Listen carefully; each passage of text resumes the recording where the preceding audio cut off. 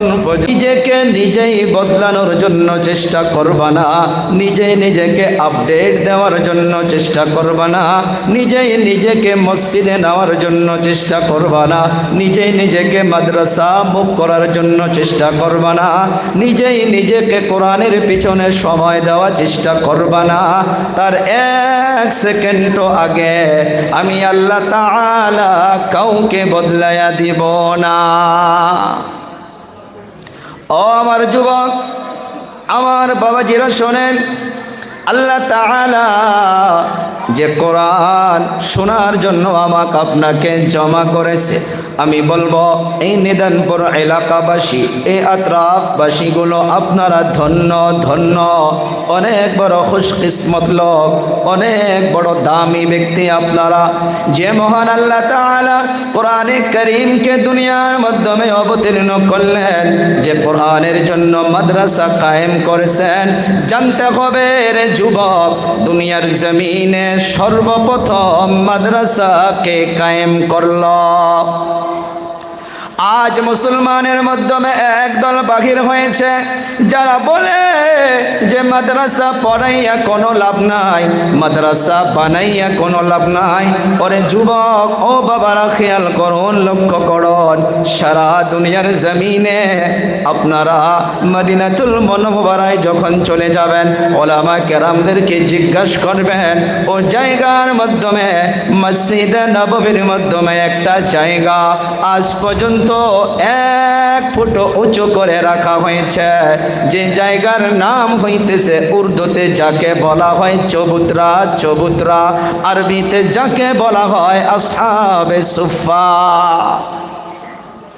নবী আমার ওই মাদ্রাসা কায়েম করলেন, সারা বিশ্ববাসীকে উম্মতকে মেসেজ দিয়া গেলেন, ও আমার উম্মতের দল, ও মাদ্রাসা আমি নবী নিজেই কায়েম করেছি, ও মাদ্রাসার শিক্ষক আমি নবী নিজেই ছিলাম, ও মাদ্রাসার ছাত্র ছিল আবু বকর, ওমর, ওসমান, আলী। নবী আমার জানাইয়া গেল, পৃথিবীর জমিনে যে জায়গার মাধ্যমে মাদ্রাসা রয়েছে রে বাবারা, মাদ্রাসার ছাত্রগুলো যে জায়গার মাধ্যমে চলাফেরা করে, মাদ্রাসার বাচ্চাগুলো হাঁটাহাঁটি করে, আমার আপনার দরদের নবী বলে যায়, এই মাদ্রাসার বাচ্চাদের পায়ের নিচে আল্লাহ পাকের রহমতের ফারিস্তাগুলো নিজের ডানা, নিজের ফাঁকাগুলোকে বিছাইয়া দেয়। সুবহানাল্লাহ বলা যাবে না? আমরা এতটুকু শুনেছি, মাদ্রাসার বাচ্চাদের পায়ের নিচে আল্লাহ পাকের রহমতের ফেরেশতা রহমতের ডানাকে বিছায়া দেয়, রহমতের ফাঁকাকে বিছায়া দেয়। এর ব্যাখ্যা কি হইতে পারে? মুফাসসিরিনে মুহাদ্দিসিনে কেরাম লিখেছে, আমাদের উস্তাদ মুহতারাম হযরত মুফতি ফারুক মাদানী সাহেব বারাকাতুহুমুল আলিয়া, উনি বলেছেন, বাবা শোনো, মাদ্রাসার বাচ্চাদের পায়ের নিচে আল্লাহ পাকের রহমতের ফেরেশতাগুলো নিজের ডানা এবং ফাঁকা বিছায়া দেওয়া মকসদ হইতেছে, এর উদ্দেশ্য হইতেছে যে গাঁয়ের মাধ্যমে মাদ্রাসা রয়েছে, যে এলাকার মাধ্যমে কোরআন শিখাশিখি করা হয়, যে এলাকার মাধ্যমে কোরআনের তালিম দেওয়া হয়, এই হাদিসের ব্যাখ্যা হইতেছে ওই গাঁয়ের মাধ্যমে, ওই এলাকার মাধ্যমে যদি কোনো আযাব, কোনো মুসিবত আসমান থেকে আসা দেখা পায়, এই মাদ্রাসার বাচ্চাদের বরকতে, এই মাদ্রাসার বাচ্চাদের জরিয়া করিয়া ওই আনেওয়ালা আযাব আল্লাহ পাকের রহমতের ফেরেশতাগুলো ওই গাঁয়ের মাধ্যমে পড়তে দেয় না, ওই এলাকার মাধ্যমে পড়তে দেয় না। ওই আনেওয়ালা আযাবকে এই আল্লাহ পাকের রহমতের ফেরেশতাগুলো নিজের ডানার দ্বারা, নিজের ফাঁকার দ্বারা ধাক্কা মেরে অন্য জায়গায় পার করে দেয়। সুবহানাল্লাহ। কোন মাদ্রাসা? যে মাদ্রাসার মাধ্যমে আপনারাও বসে আছেন, লক্ষ্য করুন, খেয়াল করুন, এই মাদ্রাসার মাধ্যমে অনেকগুলো বাচ্চা রয়েছে, যে বাচ্চাগুলোর মিশন হইতেছে কোরআন। কোরআন ফজরের আগে চলে আসেন, তারা গুনগুন গুনগুন করে কোরআন তিলাওয়াত করে। রাত্রবেলা চলে আসেন, মসজিদ ভরে ভরে তারা গুনগুন গুনগুন করে কোরআন তিলাওয়াত করে। নবী আমার বলে যায়, রে উম্মত শোনো, যতক্ষণ পর্যন্ত দুনিয়ার জমিনে কোরআনের নিজাম থাকবে, এ কোরআন তিলাওয়াত থাকবে, কোরআনের হুকুম হাকাম থাকবে, আমি আল্লাহ তাআলা আমার রহমতকে জারি রাখব, আমার বরকতকে জারি রাখব। এ কোরআন যখন বন্ধ হইয়া যাবে, আমি আল্লাহ তাআলা রহমতকে বন্ধ করে দিব। সেই জন্য বলা হয়, মাদ্রাসার বাচ্চাদের জন্য পানির মাছ পর্যন্ত দোয়া করে, সুবহানাল্লাহ বলি। মাদ্রাসার বাচ্চাদের জন্য জঙ্গলের বড় বড় ফেটি সাপ পর্যন্ত দোয়া করে। মাদ্রাসার বাচ্চাদের জন্য জঙ্গলের বড় বড় বাঘ ভাল্লুক পর্যন্ত দোয়া করে। প্রশ্ন হয়, কেন তাদের জন্য দোয়া করে? একটা আয়াত শুনলে আপনারা বুঝতে পারবেন যে আয়াতের ভিতরে দরদের আল্লাহ তাআলা বলেন, যখন কোরআন মুমিন বান্দা শুনবা, মনোযোগের শুনবা, দরদের আল্লাহ তাআলা তাদের উপরে রহমতকে অবতীর্ণ করবে। আল্লাহ তাআলা সুন্দর করে বলেন, শোনেন বাবাজিরা আমার, কলিজা টুকরা যুবক, আল্লাহ তাআলা বলেন, ওয়া ইযা কুরিআল কুরআন ফাসতামিউ লাহু ওয়া আনসিতু। অল্প অল্প করে বোঝেন।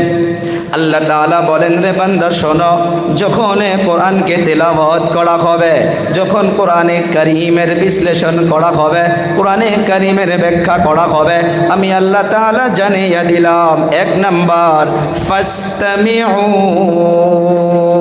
লাহ, আল্লাহ তাআলা হুকুম করলো এ কোরআনকে তোমরা শোনো। সবাই বলেন, কোরআন শোনার জন্য কে বলেছে? নেই, আরো জোরে বলেন, কে বলেছে? আল্লাহ। আল্লাহ তাআলা কোনো একটা হুকুম করলে কেমন করে বাস্তবায়ন করা লাগে আল্লাহ তাআলা সেটাও জানাইয়া দেয়। দরদের আল্লাহ তাআলা বলেন, কেমন করে কোরআনকে শুনবা, আমি আল্লাহ তাআলা জানাইয়া দিলাম, ওয়া আনসিতু, চুপ হইয়া শুনতে হবে, মনোযোগের শুনতে হবে, অন্তরের কান দিয়া শুনতে হবে। এখন প্রশ্ন হয়, হুজুর শুনলাম, মনোযোগের শুনলাম, অন্তরের কান দিয়া শুনলাম, তাহলে আল্লাহ তাআলা কি দিবে? আয়াতের শেষের দিকে আল্লাহ তাআলা বলেন, যারা দুনিয়ার জমিনে কোরআনকে শুনবা রে বান্দা, মনোযোগের শুনবা, চুপ হইয়া শুনবা, অন্তরের কান দিয়ে শুনবা, আমি আল্লাহ তাআলা তাদের উপরে কি করব শুনুন, লাআল্লাকুম তুরহামুন। আল্লাহ তাআলা রহমতের ওয়াদা করেছে, যারা কোরআনকে শুনবা, কোরআনের পিছনে সময় দিবা, মনোযোগের শুনবা, ওই বান্দা বান্দির উপরে দরদের আল্লাহ তাআলা রহমতকে অবতীর্ণ করবে।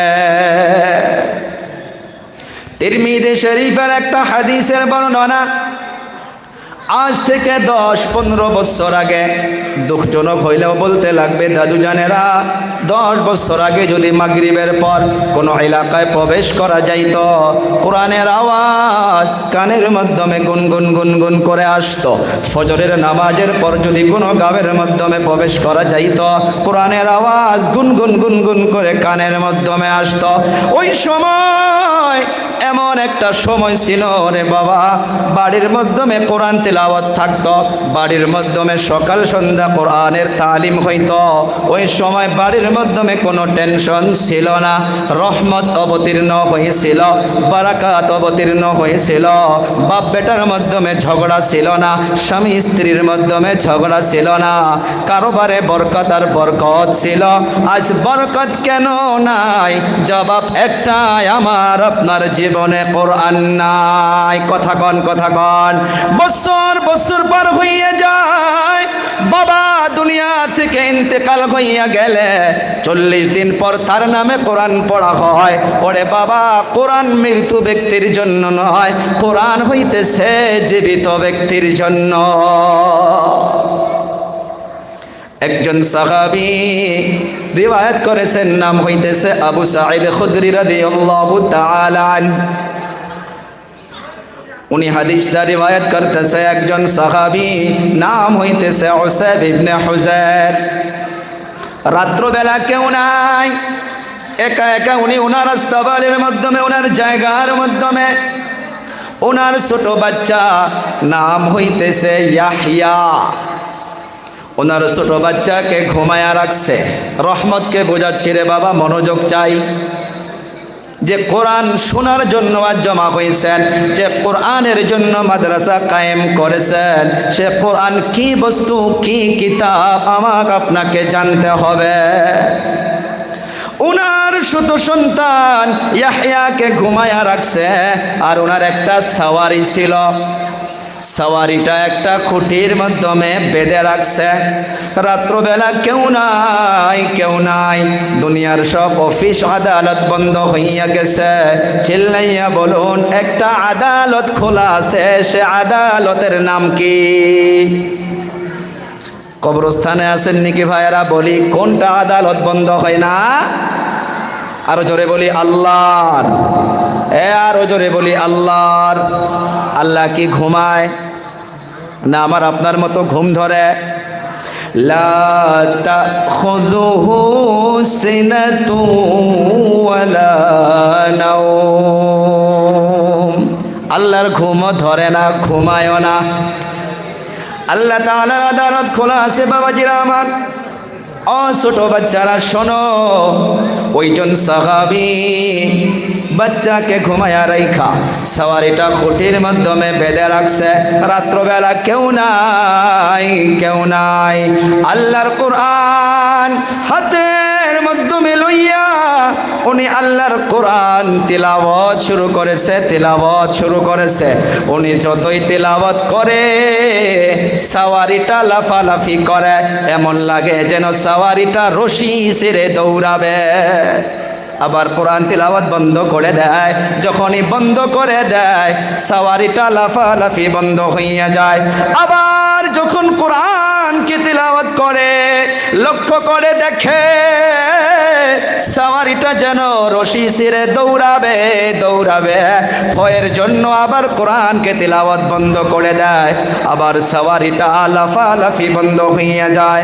আবার যখন কোরআন তিলাওয়াত করে তখন আবার সাওয়ারিটা লাফালাফি আরম্ভ করিয়া দেয়। এমন অবস্থায় ওই সাহাবীর অন্তরে ভয় হইয়া গেল